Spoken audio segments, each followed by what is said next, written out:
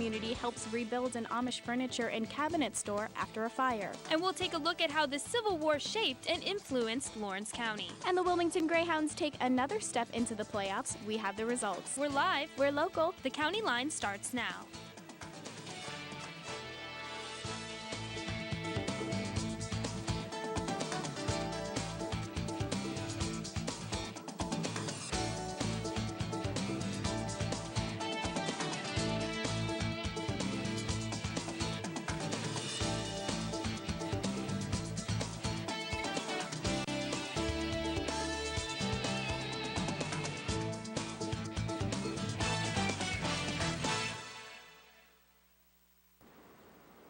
Good evening and welcome to tonight's edition of the County Line. I'm Nikki Pizar. And I'm Amanda Conway. Newcastle police are still trying to find out those responsible for 6 arsons over the weekend. Residents are scared to talk to police and the media for fear of retaliation. The fires broke out simultaneously Saturday morning at homes within 4 or 5 blocks of one another. The fires destroyed homes that were in the process of being renovated. The fire marshal estimates damages are close to $100,000. Anyone with information should contact the Newcastle police. The kerosene recall continues into its 3rd month here in Lawrence County. The recall began in August, warning customers throughout western Pennsylvania and eastern Ohio that kerosene they bought could contain gasoline if purchased since May 1st, making it highly flammable. Pittsburgh Terminal Corporation issued the recall and is urging the community to warn the Amish about the potential fire risk. The Amish community comes together in a time of crisis. The Amish furniture and cabinet shop in Wilmington Township burned down almost a week ago. Owner Ben J. Byler suffered burns to his arms and face. Officials ruled the fire an accident. That shop may have burnt to the ground, but a new one stands in its place today. Amish volunteers helped raise a new building in a matter of just 2 days. The County Line's Alex Hines went to Wagner Road to see how the Amish responded and helped in the quick rebuilding of the shop. These few pieces of machinery scattered through the grass were one of the few signs left that just a day before, a fire burnt down this Amish shop. After the building burned Thursday, it was less than a day before the Amish community responded.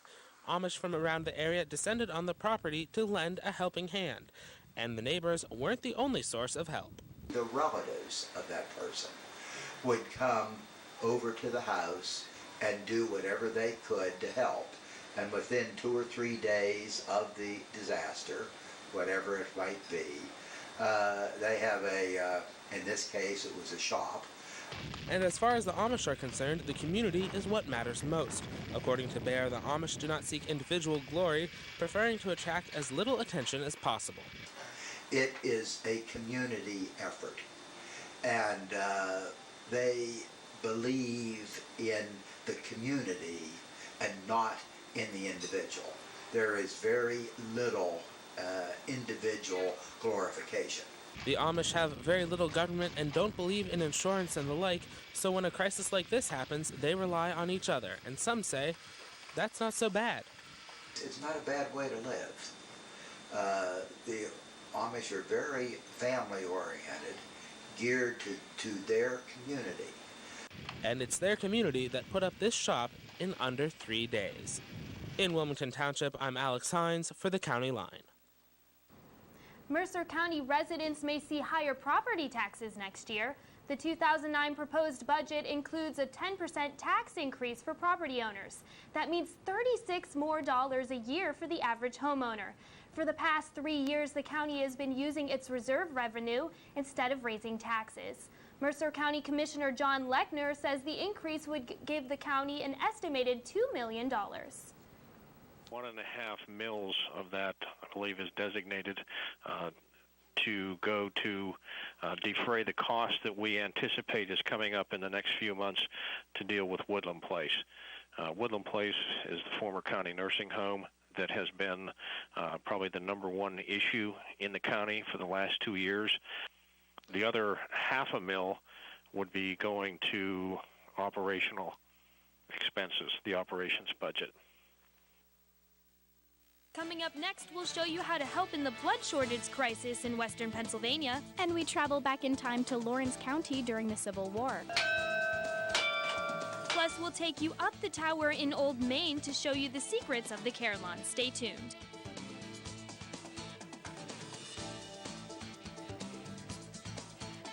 Tis Christmas. When you think of your favorite Christmas memories, what do you hear in the background? Round and round the Christmas tree. Tune into Titan Radio this Christmas season for all your favorite holiday music. Rudolph the red-nosed reindeer had a very shiny nose. Continuous commercial-free holiday music on Titan Radio. Oh, the weather outside is frightful. Titan Radio Digital 88.9 FM and TitanRadio.net.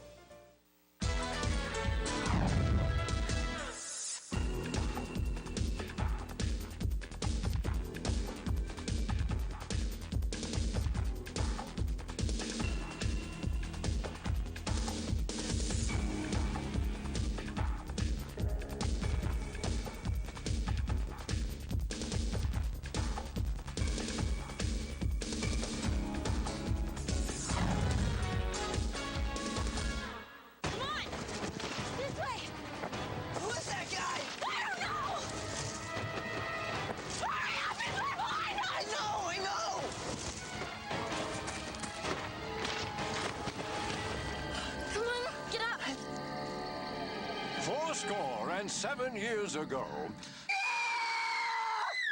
Think history is a little scary? Then log on to loc.gov and see how much fun it can be. The Library of Congress at loc.gov. Hunters looking for their Thanksgiving turkey are running out of time to catch their dinner. Turkey season wraps up on Saturday in Pennsylvania, but no worries, hunters. You can get back into your orange outfits the Monday after Thanksgiving for deer hunting season. Local residents remembered those who served our country on Veterans Day this week. However, many don't realize how many men from Lawrence County fought in the Civil War. I took a look at how the Civil War impacted the people who lived here during that time. The mid to late 1800s brought a new era for those in Lawrence County. The Civil War broke out and many were quick to respond, even men with little combat experience. Most of the people who were from here were very, very patriotic, and most of the people who were in weren't trained. They had no experience. You suddenly become a captain or a lieutenant or even a colonel and never have been in uniform before in your life. 4,000 men from the area served in the Northern Army out of the 20,000 people that lived in the county during that time. And nearly 500 of those soldiers lost their lives. The casualties in the Civil War were greater than any war the country had ever fought and has ever fought since. It staggers the imagination. 2 units were mostly made up of men from Lawrence County, the 43rd Regiment Battery B 1st Artillery and the 100th Infantry Regiment known as the Roundheads. The infantry was the most numerous branch of the service at that time. Cavalry and artillery were much smaller. Cavalry was a smaller group than the artillery. Local residents also took on leadership roles in the war, including Dr. Daniel Leisure, a physician from Newcastle. He recruited the Roundheads Regiment and later would serve as the colonel for the unit. While those from Lawrence County were fighting for freedom on the battlefield, others at home were helping fugitive slaves find freedom. Right here in the heart of New Wilmington, the Tavern Inn is believed to have been part of the Underground Railroad. Yeah, the Underground Railroad had several stations in this region. There were a number of other homes in the area. Farmhouses were very good because you had barns where you could put people in and had lots of food available to take care of them there. And also it was more remote and more difficult for the slaveholders to find. Lawrence County found another way to help out from the home front. People were busy making goods for the troops. And Furnace Hill in New Wilmington originally housed the Fremont Iron Furnace. Workers fired the furnace using charcoal from timber in the surrounding area to make ammunitions for the Union Army. That's history here in Lawrence County. I'm Nikki Pizar for the County Line. Walking through the streets of New Wilmington, you'll hear the bells ringing from Old Main about every 15 minutes. On Sunday, you may even hear a song or two. Videographer Thomas Miller travels up the tower to learn the musical history of the Carillon.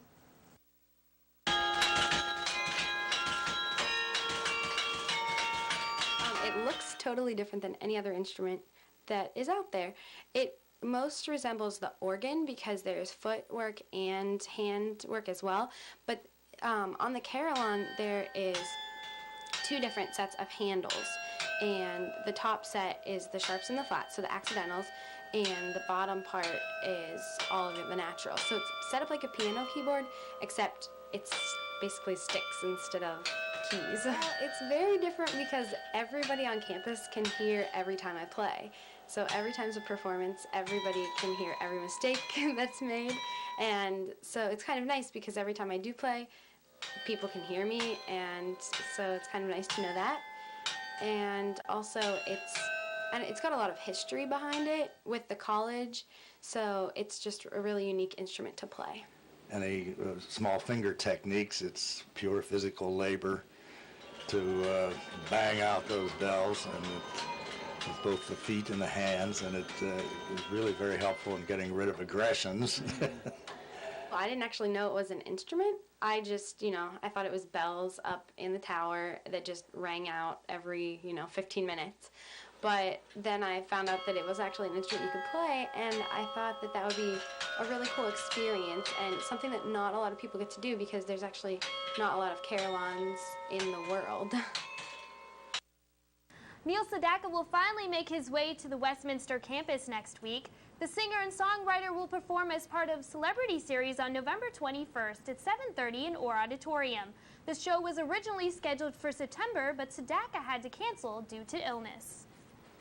Musicals are highly popular in this area, and Theatre Westminster's production of Once Upon a Mattress is no exception. The show is sold out through the weekend. The musical, directed by Scott McKenzie, is based on the story of The Princess and the Pea.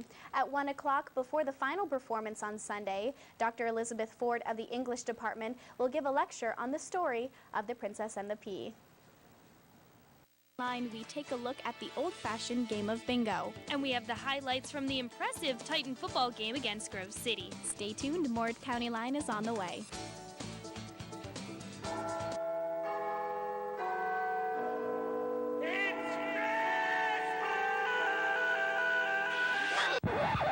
It's that time of year again, Christmas. And Titan Radio's gift to you is 24-hour Christmas music all through the holiday season. Oh, the weather outside is frightful, but the fire is so delightful. On Morris County's choice for commercial-free music, Titan Radio, and streaming live on the web at titanradio.net. Santa Claus is coming to town. The Westminster Cable Network presents, live from Newcastle, the 16th Annual Light Up Night Parade. See it live on WCN on Thursday, November 20th, beginning at 7 p.m. Get into the holiday spirit with live parade coverage and fireworks only on WCN. Santa Claus is coming. Recycling grocery bags is catching on. Here's my favorite. Let's reduce packaging by getting one big bottle, and it's recyclable. Ooh, this box is heavy. Oh, we'll get this small container of concentrate instead. It's recyclable, too. Now that's smart shopping. Less packaging and more recyclables. All we're asking is for you to recycle. Hey, baby, reduce and reuse. Blood banks in western Pennsylvania are hurting. Some counties are so low on blood they've been canceling surgeries. I spoke with the Red Cross about the Lawrence and Mercer County blood supply and what people can do to donate. This is Dave Meyer. He has been donating for about 8 years. Since 9/11, he has come every 8 weeks to give a part of him to help others. To help people out. Everybody needs blood, I guess. The need for blood is severe. The Red Cross wants to have at least a 5-day supply of blood. Right now, they only have 3 days' worth.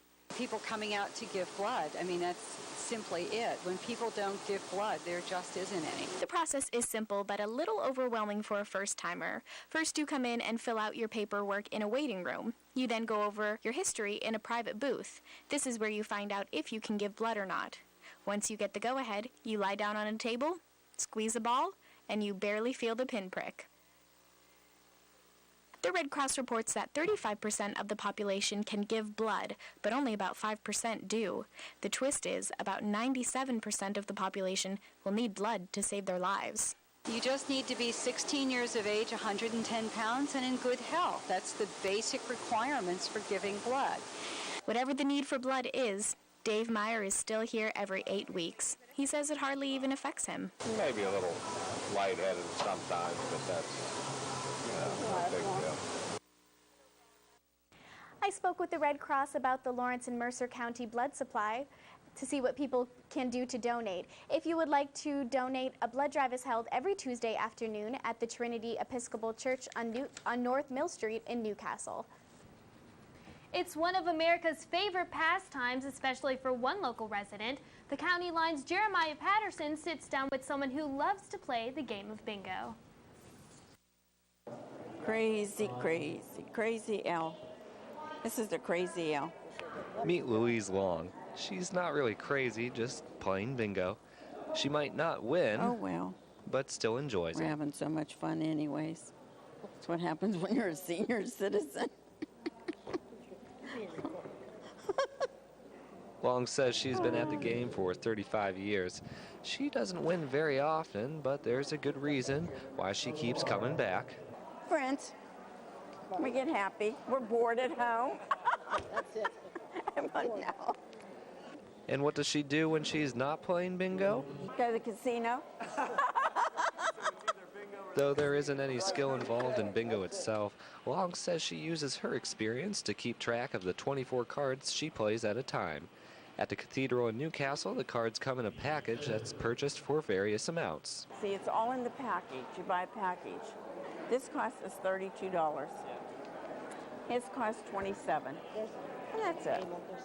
So you really got a bingo to get your money back for husband and wife when you think about it, right? But he don't care. We're out for the day. The money that players don't win goes towards a nonprofit cathedral foundation. Jim Kunzelman is the vice president of the foundation.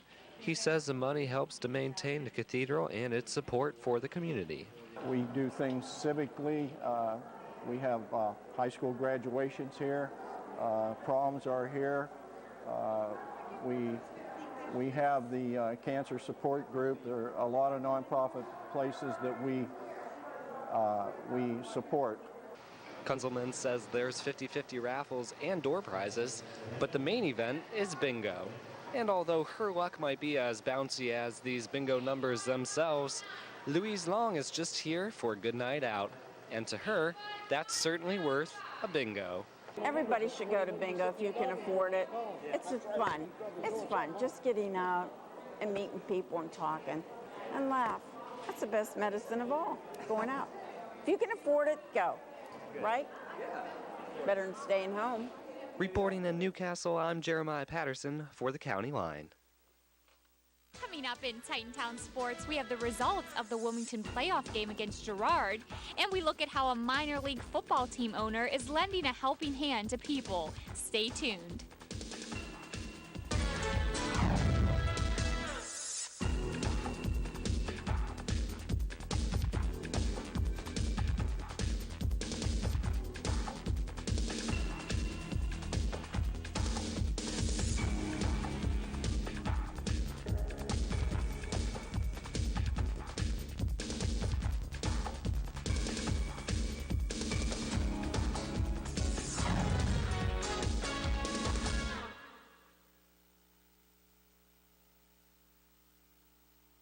So this is Christmas. When you think of your favorite Christmas memories, what do you hear in the background? Round and round the Christmas tree. Tune into Titan Radio this Christmas season for all your favorite holiday music. Rudolph the red-nosed reindeer had a very shiny nose. Continuous commercial-free holiday music on Titan Radio. Oh, the weather outside is frightful. Titan Radio Digital 88.9 FM and TitanRadio.net. Honey, would you get me some ice cream? Ice cream? Please. Yeah. Thank you. Some things you just can't do without. It happens every night, all across America.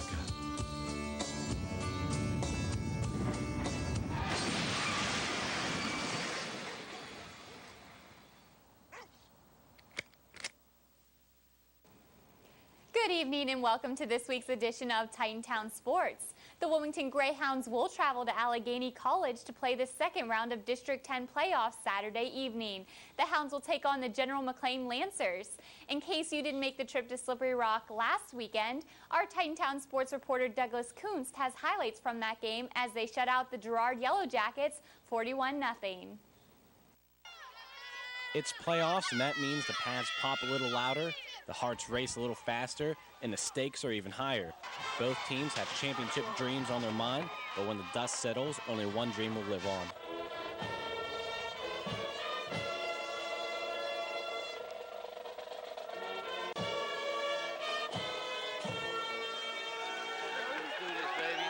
Let's do this.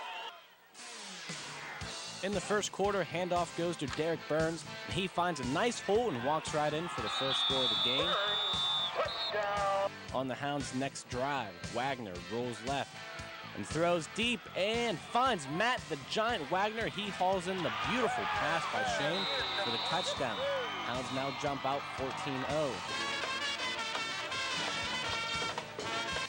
The Yellow Jackets were having a hard time moving the ball as the Hounds were sniffing out their plays, and on this one, the Hounds had 4 guys around the ball. And at times throughout the night, the Hounds had a case of no catchyitis with some of the drop balls here. In the second quarter, handoff goes to Sutton Whiting, and with his great vision, finds the hole, follows his blockers, applies the face push, and he is in for the touchdown. The Hounds would go on to miss the extra point.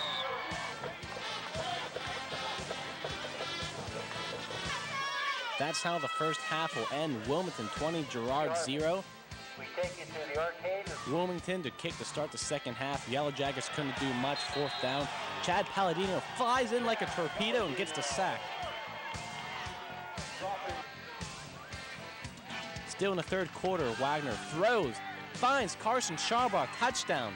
Score now 34-0.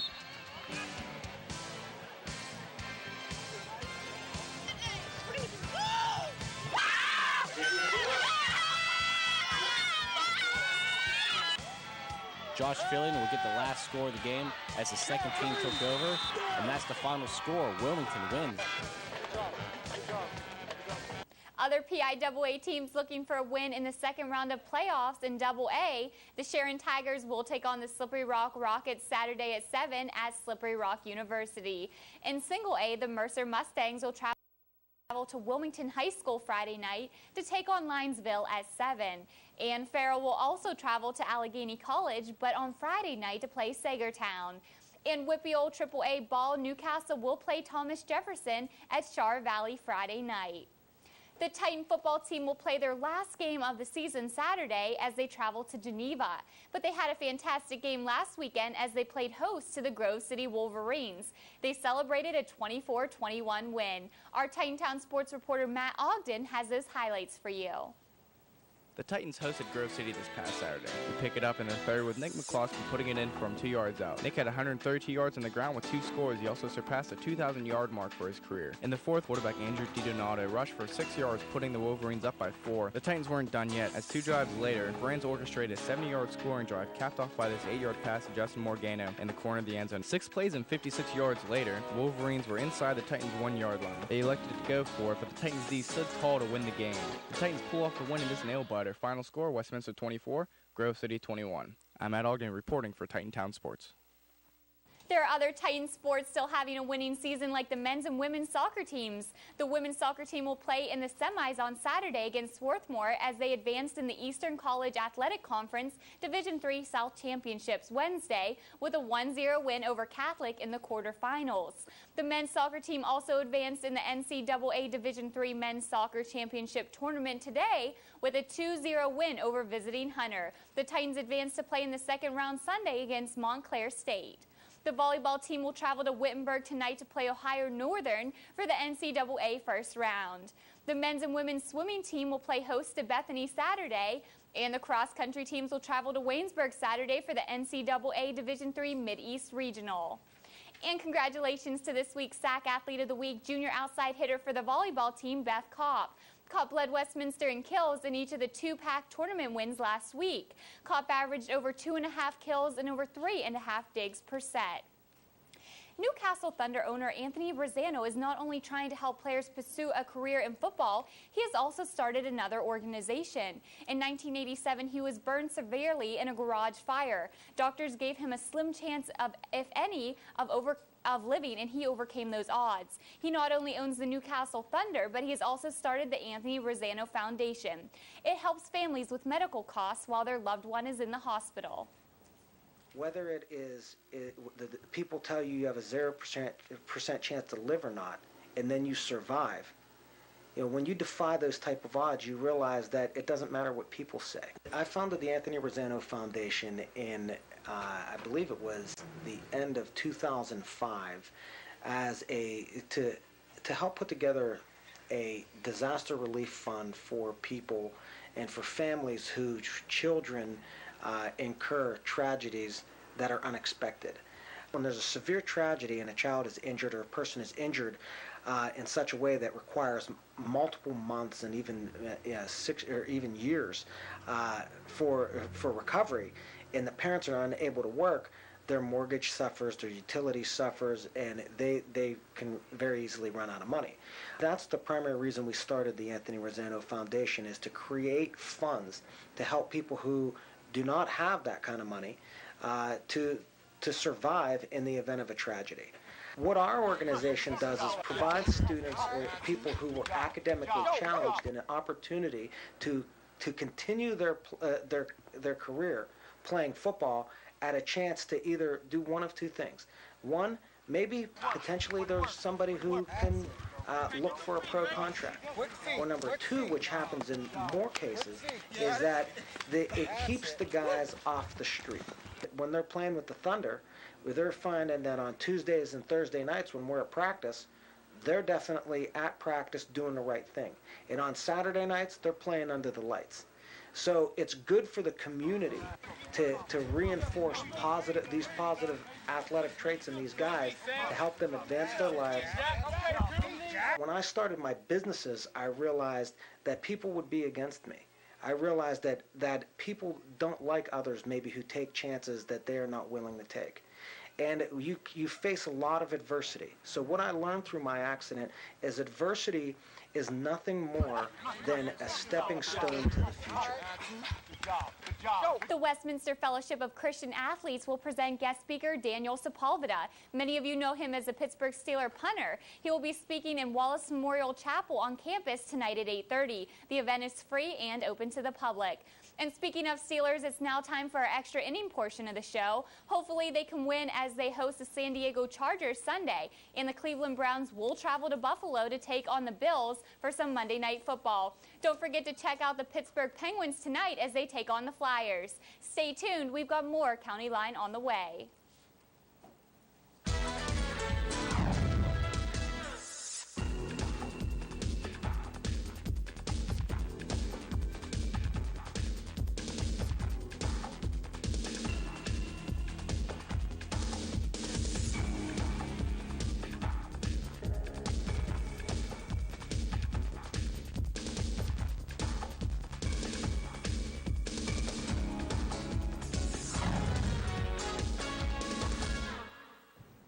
Newcastle Light Up Night is already gearing up for the Christmas season. Their 16th annual Light Up Night parade and fireworks show is set for next Thursday. 100 units will participate in the parade and will bring you the event live starting at 7:30 on the Westminster Cable Network, New Wilmington Borough Channel 72, and Comcast Channel 10. Well, that does it for this week's edition of the County Line. Thanks for tuning in. Good night.